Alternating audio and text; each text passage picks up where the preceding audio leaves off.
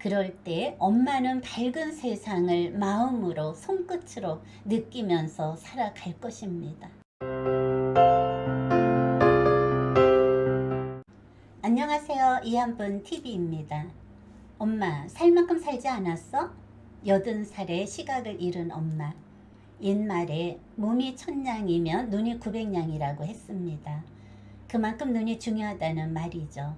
서양 의학의 시초라 할 수 있는 히포크라테스는 눈을 고치기 위해서 눈만을 치료해서는 안 되며 신체 전체를 고쳐 나가야 한다고 말했습니다. 그런 점에서 눈은 단지 마음의 창뿐만이 아니라 몸의 창이라고 눈을 본다는 것은 그런 의미에서 그 사람 전체를 보는 것이라고 할 수 있습니다.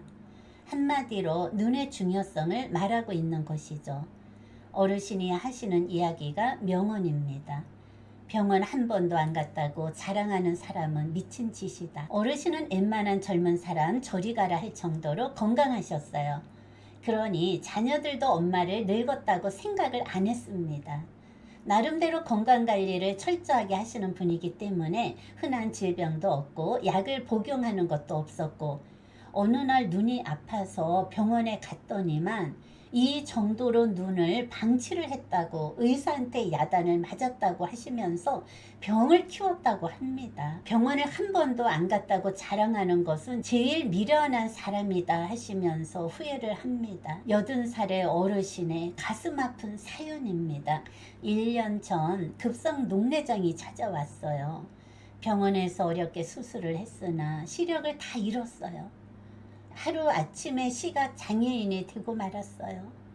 그 후로 6개월 만에 또 수술을 한 결과 한쪽 눈을 적출, 즉 한쪽 눈을 빼내는 수술을 했어요. 그러니 어르신이 정신적, 육체적으로 얼마나 힘들었겠어요.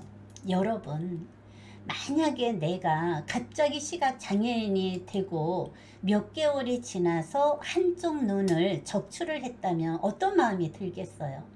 그 마음은 이루 말할 수가 없고 당한 자만이 그 고통을 알 수가 있는 것이죠. 우리 속담에 3가지의 거짓말이 있습니다.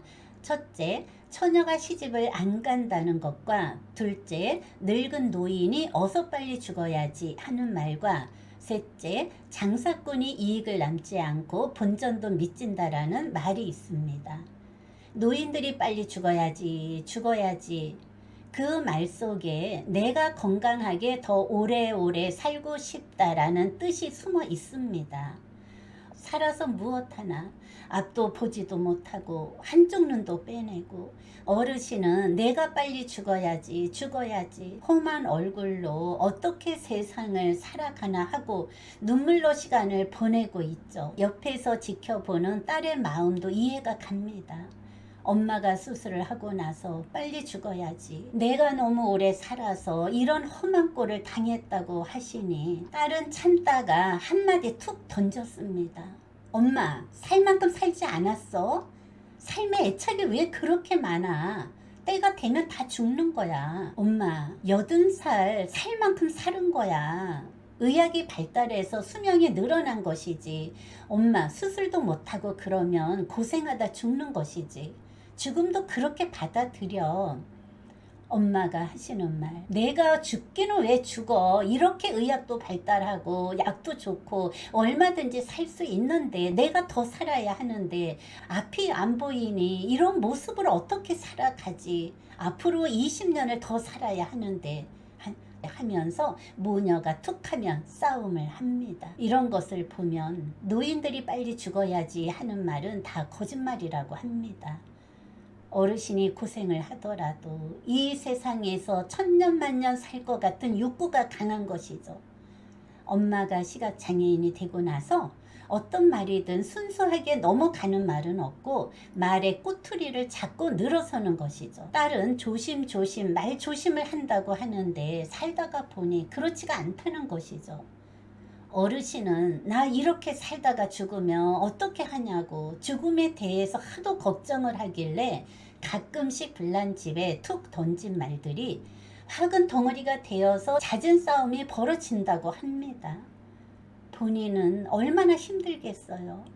무엇 하나 마음대로 하지도 못하고 혼자서 평생을 자유롭게 살아오신 분이었는데 하루아침에 급성 녹내장으로 인생의 운명이 확 바뀌었잖아요. 저도 급성 녹내장으로 시력을 잃을 뻔했으나 다행히도 조금은 보여서 얼마나 감사한지 모릅니다. 저도 그때는 모든 것을 다 포기를 했어요. 다행히도 망막에 손상이 가기는 했지만 그래도 약간 보인다는 것이 감사한 마음으로 살아가고 있습니다. 누구의 도움 없이는 한 발짝도 움직이지 못하는 형편이 되고 누군가 옆에 붙어서 돌봐줘야 하는 상황인데 한마디로 죽고 싶은 상황이죠. 그러니 딸의 한마디가 가슴에 못을 박는 격이 된 것이죠. 엄마, 살 만큼 살지 않았어? 80살이 넘어서 뭐가 그리 오래 살고 싶은 거야. 딸도 오죽했으면 이런 소리를 했을까라는 생각이 듭니다.